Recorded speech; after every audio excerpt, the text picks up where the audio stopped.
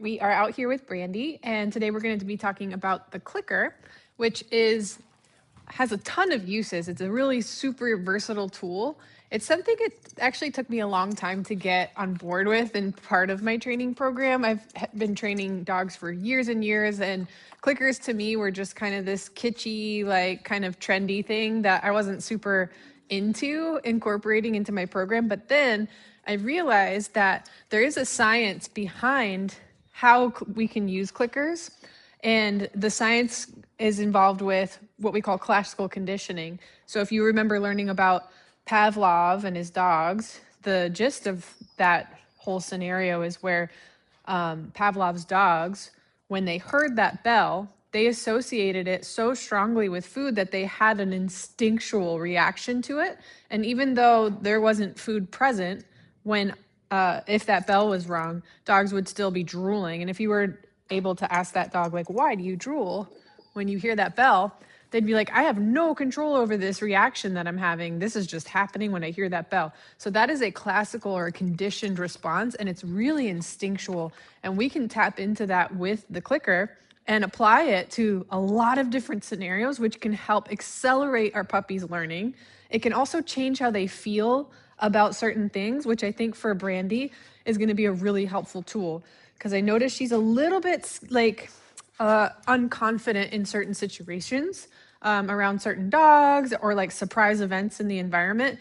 And she could be going she might be going through what's called a fear period.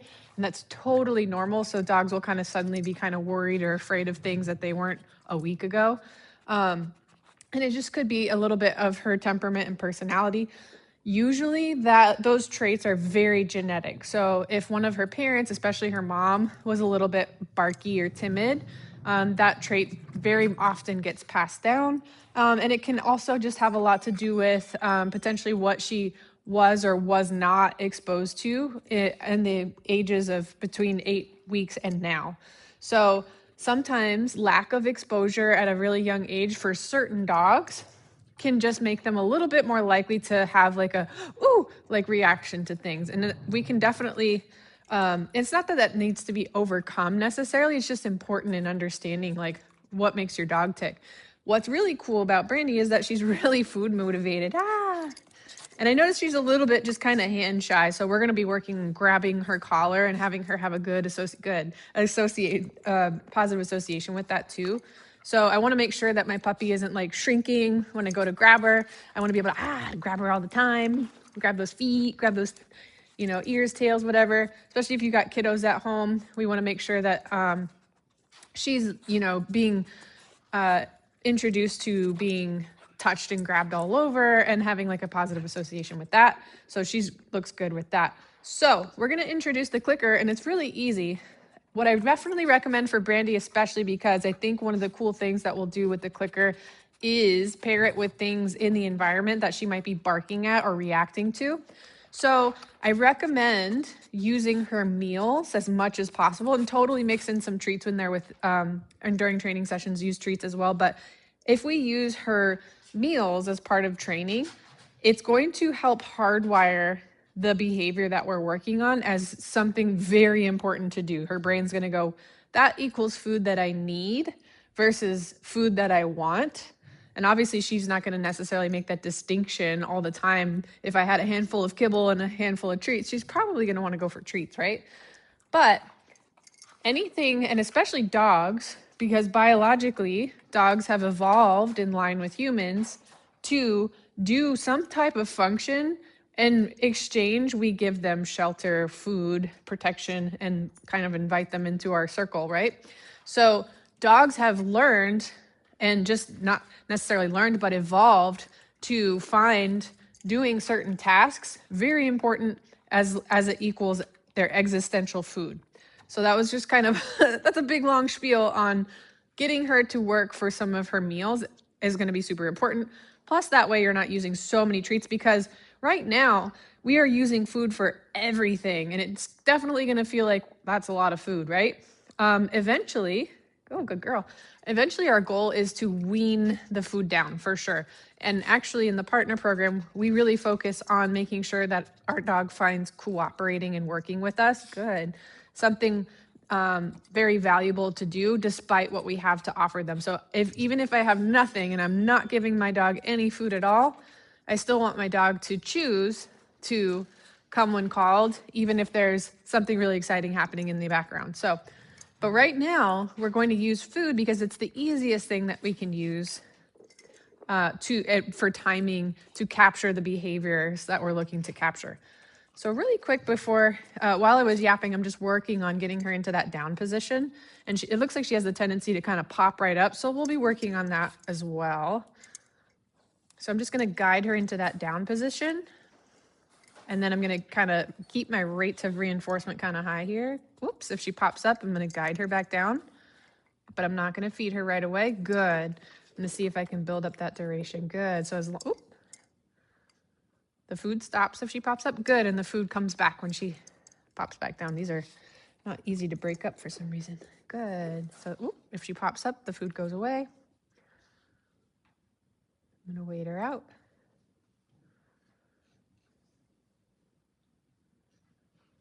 And I like to wait and see if the dog, offers the behavior instead of giving them too much help, because that means she's using her brain and she's problem solving, which is something we want her to do. Whoops. Good.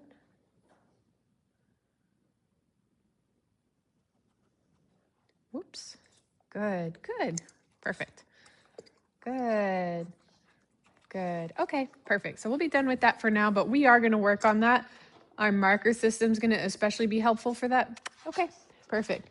That way she starts to learn to anticipate hearing her release word, or actually the clicker, and that will tell her that she'll learn to maintain behaviors until she hears one of those things. So going back to the clicker, what we're going to do to get that clicker conditioned, because right now, and actually I cheated, I warmed up a little bit with her, so she actually probably already has a pretty good, decent-ish response there. She kind of was like, oh, that's interesting. But when you go to first start this, the clicker means nothing at all to your puppy. In fact, they might even ignore it.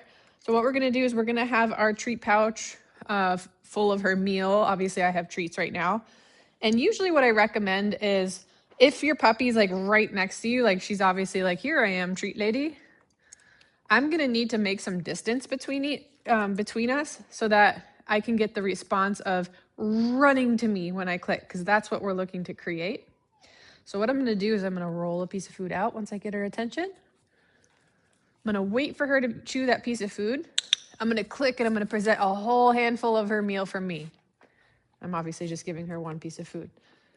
So you can use that toss method if your puppy's right next to you, but we've got some distance here, so that's good too. Just getting a little closer. But basically what I want to do is click and present a whole handful of food. And I like to back up so that my puppy is running to me. Backing up kind of helps suck your puppy into you, right? So I'm going to toss that out. I'm going to wait for her to be done chewing that piece of food, because if I click right now while she's chewing, she's just going to blow me off. Good, perfect. So in this stage of clicker conditioning, she's not actually responding to the clicker. She's responding to me presenting the food and backing up. That's what's making her come over to me. All that's happening is the clicker is happening right before that happens. And so eventually, after lots of reps, she's going to make the association of that click equaling this. So the most important part of this is just timing so that that expectation can be built. When you hear clicking, you better expect that if you turn around, I'm backing up and I have a whole handful of food for you. Yeah, perfect. The only rules to the clicker are that if you click, you must feed. So make sure if you're clicking, you are presenting that handful of food to her until it is conditioned, and that can take a week or two. It takes a couple of sessions. I recommend doing this several times. So basically you could feed her meal this way. And so keep giving her handfuls of food until you get through her food. Or if you're in a rush, you could do 3 or 4 handfuls of food. And then on the last one, you can click and then give her her whole bowl of food. You can totally do that. That's actually called jackpotting. And that's pretty good to do.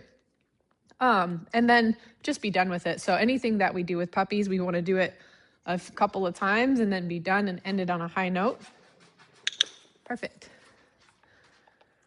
Nice. So I'm going to send her home with the clicker in her bag so that you guys can work on this. And we'll talk about how we can use it with reactivity, how we can use it to help accelerate her obedience, and all that good stuff. Yay! Good job, Brandy.